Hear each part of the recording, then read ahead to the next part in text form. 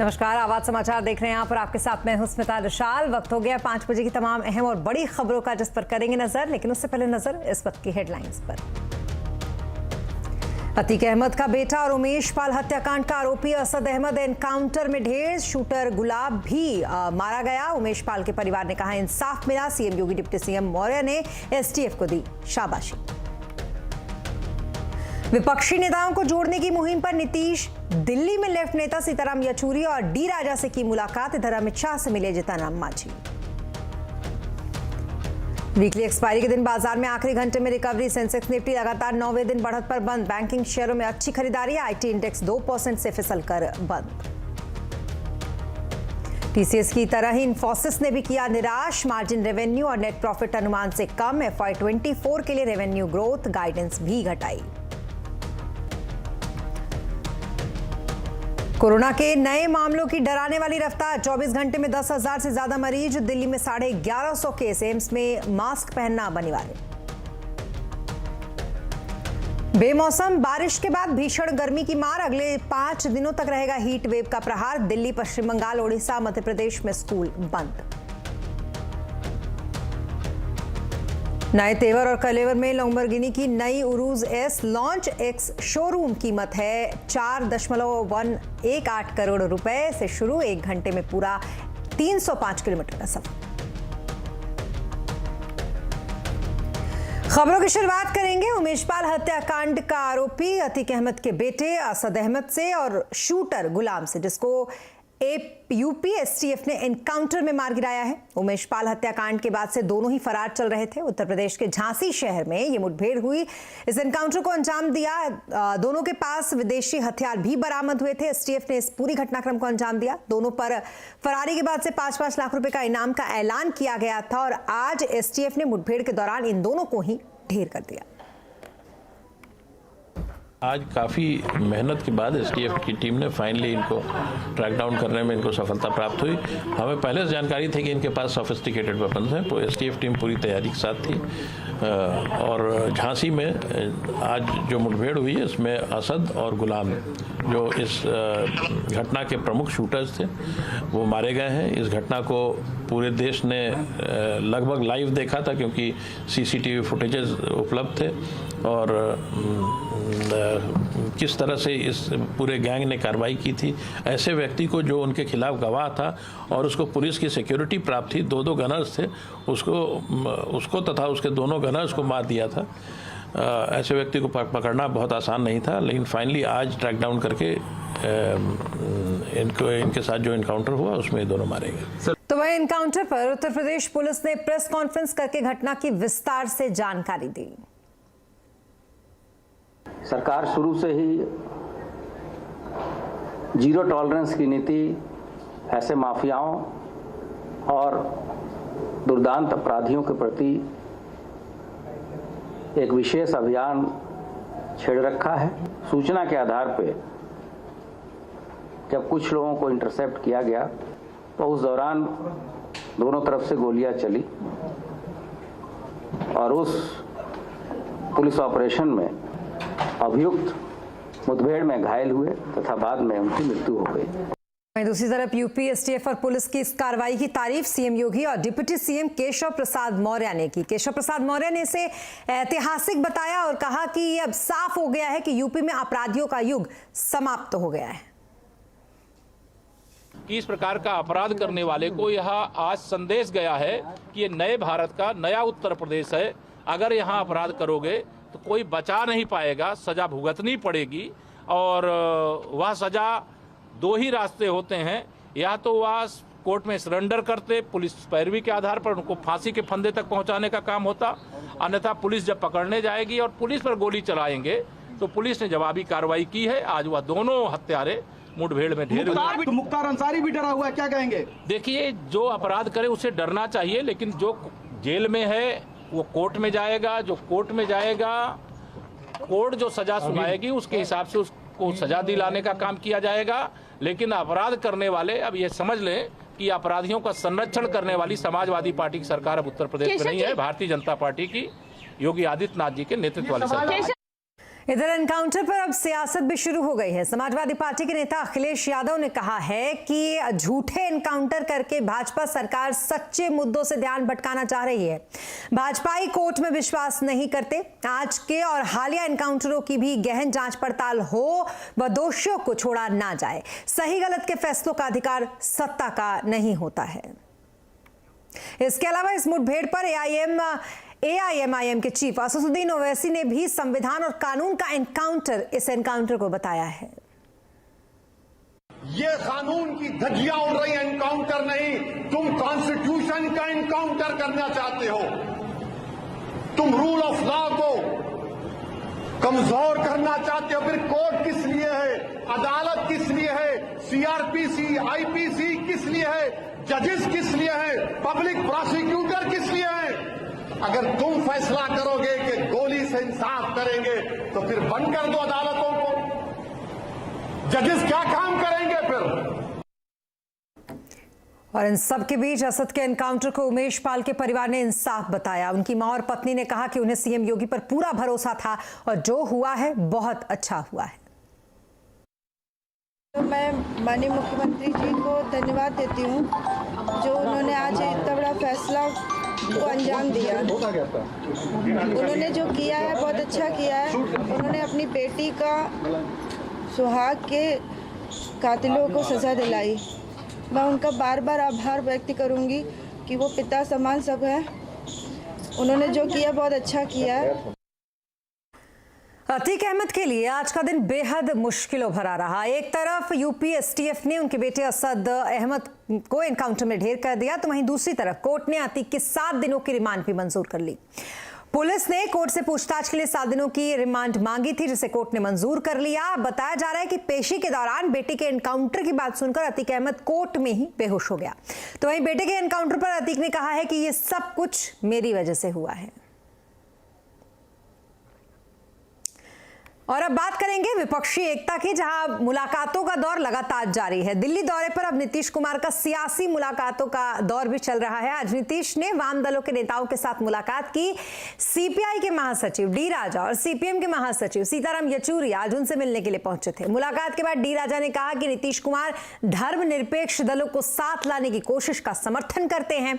उन्होंने कहा कि लक्ष्य 2024 के चुनाव में बीजेपी को हटाने का है। तो वहीं सीताराम येचुरी ने कहा कि देश के लोकतंत्र और संविधान को बचाने के लिए 2024 में बीजेपी को हराना है।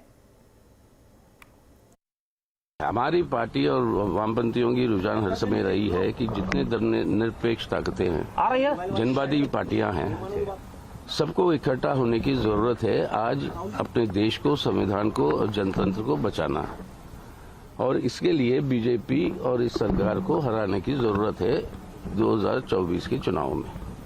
ये हमारी रुझान हर समय रही थी। बाकी पार्टियों से बातचीत भी हो रही है और ये प्रोसेस अब जो है एक मोमेंटम पकड़ चुका है और वो आगे बढ़ेगा। दूसरी तरफ बिहार के पूर्व सीएम और हिंदुस्तानी आवाम मोर्चा के प्रमुख जीतन राम मांझी ने आज गृह मंत्री अमित शाह से मुलाकात की। अमित शाह से मुलाकात के बाद जीतन राम मांझी ने नीतीश कुमार की तारीफ की। जब मांझी से नीतीश के दिल्ली दौरे को लेकर पूछा गया तो उन्होंने कहा कि ये उनका मिशन है, वे अलग मिशन पर हैं और अच्छी बात कर रहे हैं, वे अच्छे लोगों से अच्छी मुलाकात कर रहे हैं। आपको बता दें कि मांझी की पार्टी नीतीश कुमार की महागठबंधन सरकार में शामिल है और शाह से मुलाकात से पहले उन्होंने कहा था कि ये मुलाकात गैर राजनीतिक होगी। वो सवाल ही नहीं उठता है। देखिए, राजनीति में ऐसा बहुत कम होता है जब किसी के साथ रहने के लिए कसम खाई जाती है, और हमने कसम खा लिया है कि नीतीश कुमार के साथ हम रहेंगे जहां वो रहेंगे। तो आज वो जहां हैं उनके साथ हम हैं। और जहां तक प्रधानमंत्री का सवाल है, नीतीश कुमार में सारा गुण है प्रधानमंत्री होने का, और वो बहुत ईमानदार प्रयास कर रहे हैं। और अब बात करेंगे नतीजों की। टीसीएस की तरह ही इन्फोसिस ने भी चौथी तिमाही के नतीजों में निराश किया है। रिजल्ट अनुमान से कमजोर रहे।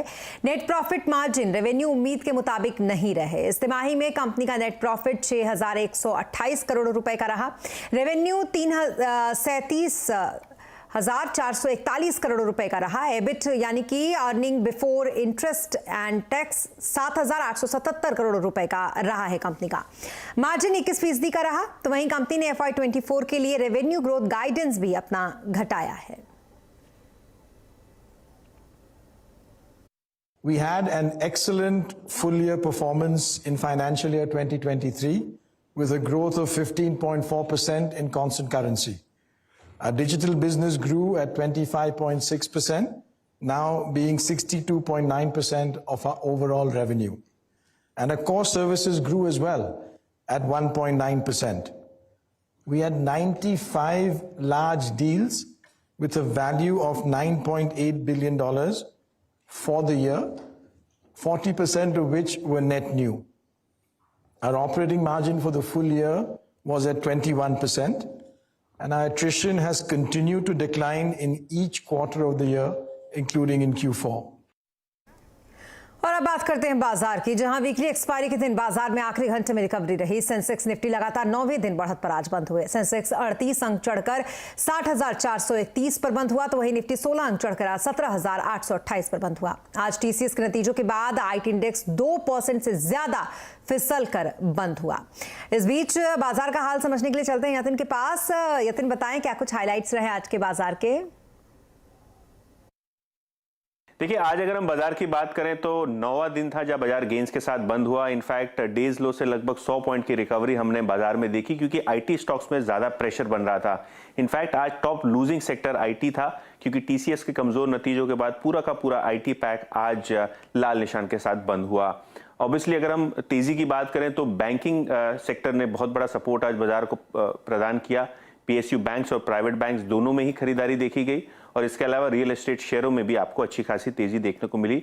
मिड कैप इंडेक्सेस की बात करें, एनएसई के mid cap and small cap indexes, यहां भी आपको 0.2% की तेजी आती हुई दिखाई पड़ी। एडवांस डिक्लाइन रेशियो बाजार का ब्रॉडली 1:1 रहा। बहुत शुक्रिया तमाम डिटेल्स के लिए आपका यतिन। और डायमेंशंस कंसल्टिंग के सीईओ अजय श्रीवास्तव का कहना है कि इस साल मॉनसून पर खासा फर्क नहीं पड़ेगा, साथ ही सरकार का फोकस ग्रामीण इकोनॉमी पर है, इसलिए इस साल एग्रीकल्चर शेयरों में अच्छी खरीदारी हो सकती है। एग्री स्टॉक्स के अंदर में हमारे हिसाब से अच्छी बाइंग बन सकती है, बिकॉज ये स्टॉक काफी करेक्ट हो चुके हैं, इनकी ट्रेजेक्ट्री अच्छी है, गवर्नमेंट की फोकस है एग्रीकल्चर के ऊपर में। उस हिसाब को देखते हुए डिमांड वाइज तो मुझे प्रॉब्लम नजर नहीं आती है। ये कंपनियां जो हैं, जो साइंस पे एग्रीटेक कंपनियां हैं, इस पे हमारा काफी कॉन्फिडेंस है कि अगले 12 से 24 महीने के अंदर में ये अच्छा रिटर्न देंगी, बिकॉज इलेक्शन ईयर के अंदर में जो परचेजिंग पावर रूरल इंडिया में अनलीश करेंगे, चाहे इलेक्शनरिंग के लिए करेंगे, चाहे पब्लिसिटी के लिए करेंगे, चाहे गवर्नमेंट की स्कीम आएंगी, इनको डायरेक्ट बेनिफिट होगा एग्री प्रोडक्ट्स को। उस हिसाब को देखते हुए कई एमएनसी कंपनी अच्छी है एग्री सेक्टर में, तो एक आध इंडियन कंपनी अच्छी है, खासकर एग्री एक्सपोर्ट्स में अच्छी कंपनियां हैं। उसको देखते हुए इस सेक्टर पे आई थिंक हमको अबव मार्केट रिटर्न मिलने की बहुत उम्मीद है, और इसलिए काफी सारा हमारा इन्वेस्टमेंट उस तरीके से जा रहा है। और अब बात म्यूचुअल फंड की। म्यूचुअल फंड ने मार्च में किन शेयरों पर लगाया दाव? आईसीसी सिक्योरिटीज की रिपोर्ट में इसका डेटा सामने आ गया है। पूरी जानकारी दे रहे हैं सुमित मेहरोत्रा। तो मार्च महीने के दौरान म्यूचुअल फंड की हिस्सेदारी में बड़े बदलाव आते हुए दिखाई पड़े हैं, चाहे वो लार्ज कैप हो, मिड कैप हो, स्मॉल कैप हो। एक एक करके पूरी सूची आपकी स्क्रीन पर आते हुए दिखाई पड़ेगी, कहां पर एडिशन है, कहां डिलीशन है। तो म्यूचुअल फंड्स ने, अलग अलग फंड्स ने Bosch, IRCTC, Marico, Tata Motors और बीपीसीएल, यहां पर लार्ज कैप में एक एडिशन होता हुआ दिखाई पड़ा है। स्पेशली बीटन डाउन स्टॉक्स है या फिर बेहतर डिविडेंड की उम्मीदों के बीच में खरीदारी हुई है। कहां हिस्सेदारी घटाई है म्यूचुअल फंड ने? हिंदुस्तान जिंक, वेदांता, बढ़िया हेफ्टी डिविडेंड पे ऑफ के बाद यहां पर हिस्सेदारी घटता हुआ है। एसआरएफ एक तरफा तेजी के बाद, ब्रिटानिया बढ़िया तेजी के बाद, और गेल जहां पर हिस्सेदारी घटते हुए दिखाई पड़ी है लार्ज कैप कैटेगरी में म्यूचुअल फंड्स की तरफ से। मिड कैप में एडिशन है एचडीएफसी एएमसी में, बायोकॉन में ऑलरेडी बीटन डाउन स्पेस में शेयर्स कामकाज कर रहे हैं, जहां पर एडिशन होते हुए दिखाई पड़े हैं। बीएचईएल, जिलेट और स्टार इंश्योरेंस, जहां पर ऑलरेडी काफी गिरावट आ चुकी है, वहां पर म्यूचुअल फंड फर्दर एडिशन करते हुए दिखाई पड़ रहे हैं मिड कैप कैटेगरी में। मिड कैप में बिकवाली है पतंजलि के अंदर, मिड कैप में बिकवाली है यस बैंक में, जहां पर लॉक इन भी खुला और म्यूचुअल फंड की तरफ से बिकवाली आई। जीएमआर एयरपोर्ट चाल के बाद, आदित्य बिरला कैपिटल और एस्ट्रल लिमिटेड, जो कि एक बढ़िया तेजी दिखा भी रहा है, वहां पर कुछ हद तक प्रॉफिट टेकिंग म्यूचुअल फंड्स करते हुए दिखाई पड़ रहे हैं। स्मॉल कैप में किर्लोस्कर ऑयल जहां पर एडिशन है, महिंद्रा सीआई जहां पर एडिशन है, वंडरला सीजन से ठीक पहले यहां पर कुछ एडिशन होते हुए दिखाई पड़ रहे हैं। डेटा पैटर्न्स और रेन इंडस्ट्रीज, कुछ और ऐसे नाम जहां पे म्यूचुअल फंड अपनी पोजीशंस को फर्दर एड अप करते हुए दिखाई पड़ रहे हैं। लेकिन बिकवाली आई है महानगर गैस में, हालिया तेजी को इस्तेमाल किया म्यूचुअल फंड्स ने। जागरण प्रकाशन, जेएसएल स्टेनलेस और WPIL एक जोरदार तेजी स्टॉक ने दिखाई और जोरदार तेजी में म्यूचुअल फंड्स ने अपनी हिस्सेदारी को घटाया। तो कुछ बदलाव जो कि large cap, mid cap, small cap में एडिशन या डिलीशन के तौर पर जो कि आपको आते हुए दिखाई पड़े हैं म्यूचुअल फंड्स की तरफ से। और क्या बाजार में ग्लोबल आशंकाओं के बीच आशाएं जन्म ले रही हैं? क्या अब धीरे धीरे खरीदारी की जा सकती है? आज आवाज अड्डा में इसी पर करेंगे बड़ी चर्चा शाम 7:57 पर।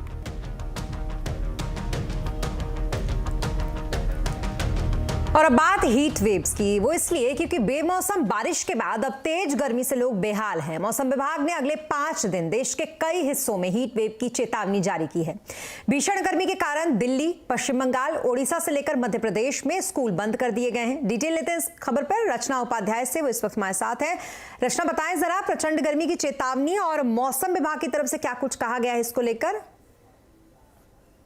अप्रैल महीने की शुरुआत हो चुकी है और देश के अधिकांश हिस्सों में गर्मी ने अपना रंग दिखाना शुरू कर दिया है।